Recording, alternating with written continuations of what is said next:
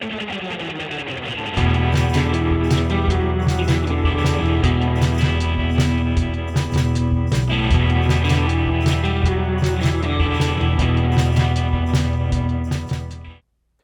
back to Review Crew. I'm Roman. And I'm Laura. On today's episode, we're going to review Uncharted. Dylan and Gabe are going on the spot to review Peacemaker. Here's the trailer for Uncharted. Hey, kid. A little young for a bartender, aren't you? A little old for prom, aren't you? Everything in here. Why the map? It's the biggest treasure that's never been found. 5 billion, easy. But it's just a story. I beg to differ.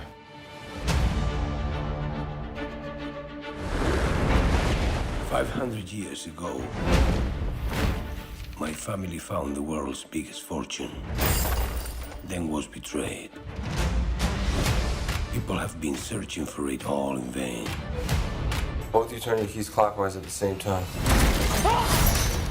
Thanks a lot. You almost got me killed. Clockwise, Sully! Well, it was 50-50, so I made a guess. Clearly.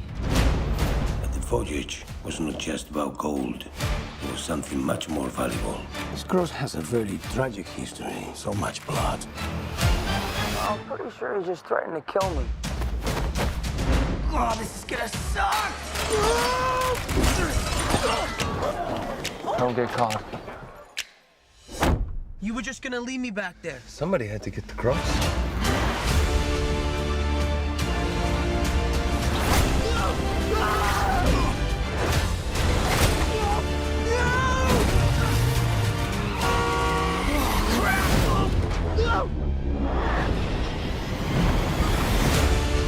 Your brother believed that there was a final piece. Well, you know my brother Sid? You have no idea who you partnered with. What else aren't you telling me? The victor spoils. How are they gonna get them out of here?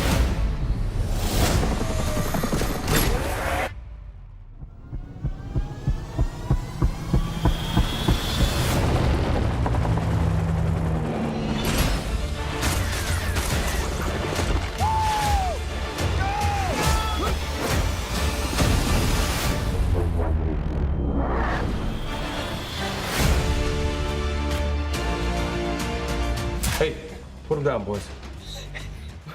What is that thing on your face? Yeah, puberty's right around the corner, kid. You can grow your own. All right, so what were your first thoughts on this movie? Because I know you loved it. My first thoughts of this movie were I'm glad my ticket was free. This movie is anywhere from mid to trash. I don't. They put the GDP of a small country into the budget of this movie, and the best we got is Mark Wahlberg's like uninspired, dry acting, and they stole from us Silver Fox, Nathan Drake, and gave us Zendaya's boyfriend. I don't know, man. It's overall like just not my favorite viewing experience, but there are some good things, and we'll talk about that. But ultimately, if you need the pain taken away, there's always Advil.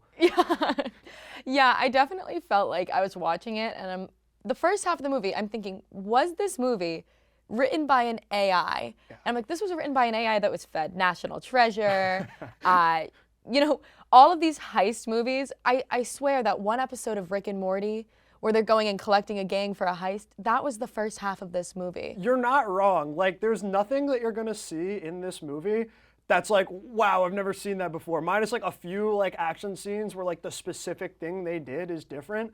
Like, if you've seen the recent John Wick movies, if you've seen Indiana Jones, like, you've seen what this movie has to offer. Just now for John Wick, it's PG-13, and now for Indiana Jones, it's like worse.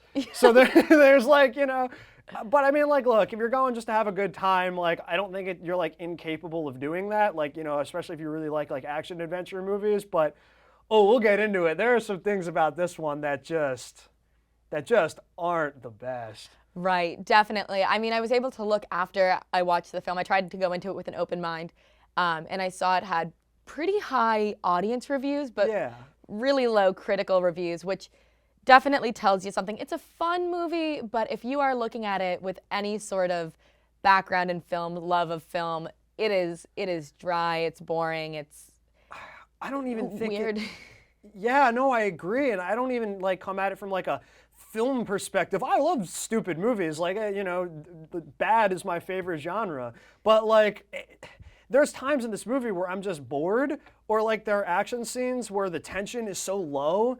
Like, I'm not coming at it from the perspective of like, it's not an Oscar movie. Of course it's not like, that's not what anyone went into it with. But even just as an action movie, like, I mean, there are some scenes where the characters are in danger and you just don't feel it at all. You're like you may as well be like, fast forward this. Like there's, someone getting shot at, but like I've seen that before, and that's really like all there is to it sometimes. Right. And that gets pretty boring, to be honest. Yeah.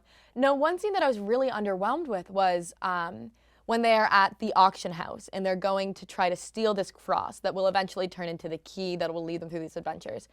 It's set up as if Mark Wahlberg needs Tom Holland's character, Nate Drake. He needs him there to cut the power so he can steal this cross. So I was expecting some elaborate heist, and I was really underwhelmed because essentially he just needs a distraction to put on a coat of one of the employees and then walks out, and nobody questions the fact that a random brand new security guard is walking out with a priceless artifact in just a mildly distracting situation. No, you're right. And like he didn't have to be Tom Holland. It could have been like he could have grabbed someone out of like the local middle school and like had them like it was the easiest like Tom Holland swings around in like some lights, but like he didn't know he had to do that. Basically, it's like it's a Mark Wahlberg level plan. Let's put it that way. There's just a lot of things in this movie that like don't make sense, and like I'm not the biggest stickler for like physics in an action movie, but like there's one scene in particular when I think Mark Wahlberg is like trying to evade gunfire, and he grabs a shield from the 1400s and uses it to deflect bullets. It's like, do you know why we don't use shields anymore? Because they don't stop bullets, because someone invented a gun. So like they're these people with like modern like guns are firing into Mark Wahlberg's like medieval era shield and he's fine. I'm like, look, I'm not asking for a lot, but like there's some things in here that are just downright ridiculous. Right. Normally I can have a suspension of disbelief, but within the first 2 minutes of this movie, it opens on Tom Holland falling out of a plane with his foot stuck in a piece of cargo that's being trailed from this plane. And somehow this kid who's a bartender, he's not a trained soldier, he's got no action experience except for some pickpocketing. He's able to pull his foot out of the cargo, land on top, hop between it with the force of a very fast moving jet pushing him in the opposite direction, and then to jump off of the cargo onto the plane. In that first few minutes, I was like, I need to readjust my expectations for this movie right now. Yeah, and it's like, I guess I'm glad they opened with an action scene that's like really unrealistic, because it can get you in that mood of like, we're gonna watch some unrealistic action, and that could be fun. But like, it never went, other than that scene, and one cool scene at the end with some ships. I won't spoil anything. Like, I can't explain really why, but there's so many particular action scenes where the issue wasn't, like I said earlier, this is too ridiculous. It's that it was just like lazy. It was just like they needed a way for the good guy to survive. So here's how it happens. Like, I love overdone, but I mean, they didn't. I feel like if they had committed to overdone more, they would have had it. Or if they committed to it less, they could have gone for something more real. Right. And we can definitely talk about a few more of those specific sequences right after this break.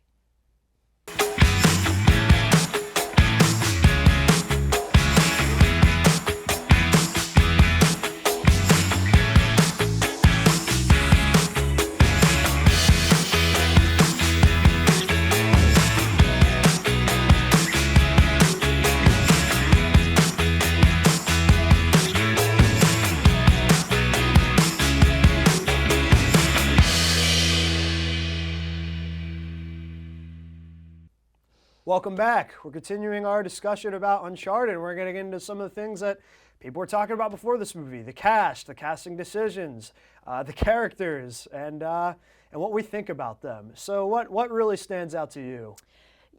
As I'm not a video game fan myself personally, so I didn't really have that many expectations about the casting.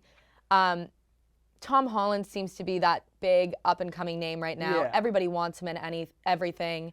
There were a lot of really recognizable faces in this cast, but I don't think any of them really had the opportunity to do anything special. I completely agree. And like, Tom Holland, I think, brings his A game to this movie. Like, I think he does as good of a job as he can, but he's just not, I think, a good casting choice for Nathan Drake. And like, I know they want to go with like a younger guy, but like, I'm telling you, man, someone with at least a solitary gray hair would have been better. Like, he doesn't fit, he just doesn't fit what I know people really love about that character. He does a good job. Like, he's kind of, honestly, his acting reminds me a lot of how he went about Spider-Man. And it's like, nerdy kid is not really what I think people are looking for with Nathan Drake. And maybe they want to take the character in a different direction, but Mark Wahlberg, I've seen more lively performances from a deer that just got hit by a car. Like, Mark Wahlberg is stiff, and I love Marky Mark, but I can't believe this guy was in a boy band.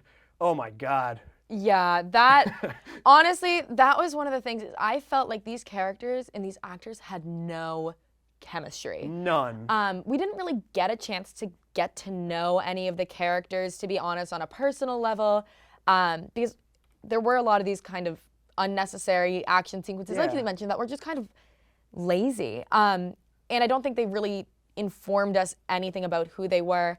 And one thing that drove me nuts is this movie seemed to keep playing on the idea that everybody in this game, they're gonna betray you, they're gonna double cross you. And then the movie keeps trying to make me feel surprised when somebody double crosses somebody. I'm like, why would you trust her? She already tried to steal from you twice.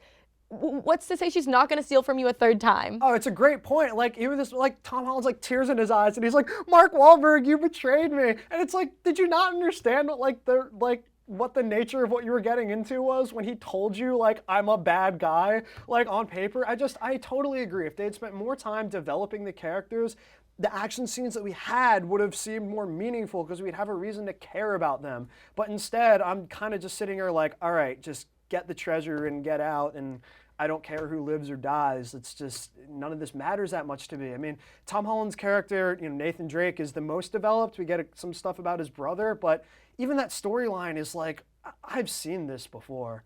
Like, I've seen this before. I predicted half of that plot, like in the first 5 minutes of that movie.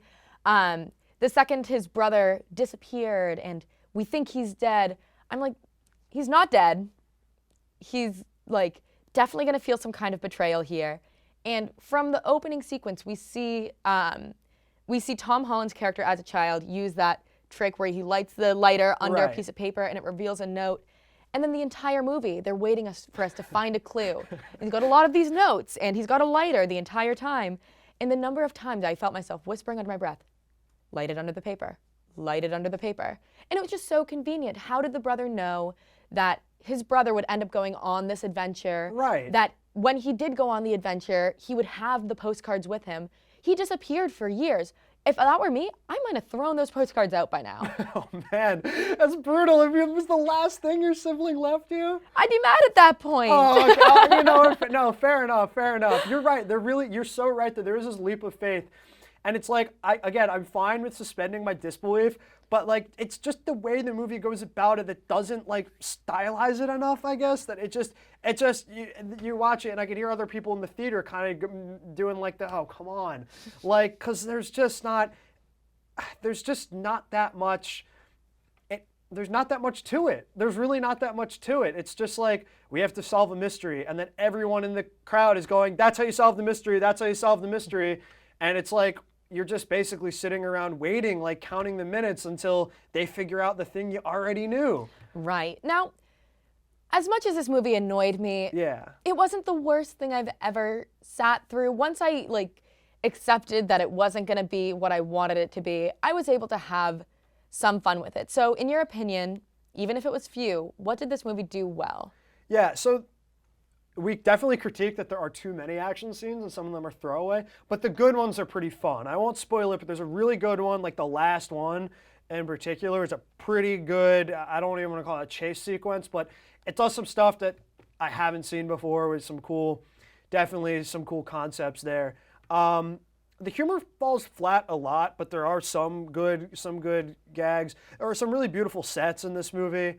But ultimately, like, I don't know. Do you remember there was a little YouTube short of like what an Uncharted movie could be that I think it was entirely fan made actually. That like 15 minutes of Uncharted material was better than like almost anything in this movie. And I'm not like saying that just to be like disrespectful to the movie. Like I'm genuinely saying like if they had taken more cues from what we had saw there that fans really liked, they could have done something better. And it's not to say there's nothing good here. It's not to say that like don't ever watch this movie. It's just like maybe watch Drive My Car first. Yeah, I definitely was benefiting from the fact that I'm not a fan. And there were moments I thought were funny. And there was some stuff I had fun with. And, you know, I'd recommend it to somebody looking for an easy watch on a weekend. So here's my question for you. Would you recommend it to anybody? And then what would be your rating out of 10 for this movie? I'd recommend it to someone who is intoxicated and they'd probably gonna have a great time. And I'd probably give it somewhere in the range of like 4 to 5 out of 10, like right in the middle of the road, and sometimes gets a little boring. Yeah, definitely. I'd recommend it to somebody looking for a movie they don't really have to pay much attention to. Maybe you're sitting with your friends, half paying attention, or just a family looking for a good, kind of more exciting family action movie. Yeah. I gave it like a 6. There were parts I had fun with, but for the most part, I found myself rolling my eyes. I agree. I completely agree. That's Uncharted, uninspired, if you will. Sorry, I hate to do it, but the joke writes itself. And those are our thoughts on it. That's all for this week. If you want to follow more Review Crew content, go to the Review Crew Instagram, Twitter, and TikTok, as well as Orange TV Network on Facebook, Twitter, Snapchat, Instagram, and YouTube.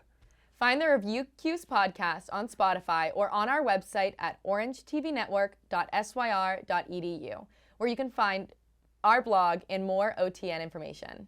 Check out this week's screening hosted by University Union House of Gucci. Also, be sure to check out Friday Night Movie Night on OTN. This week's movies are Steamboat Bill Jr. and Charade. See you next week.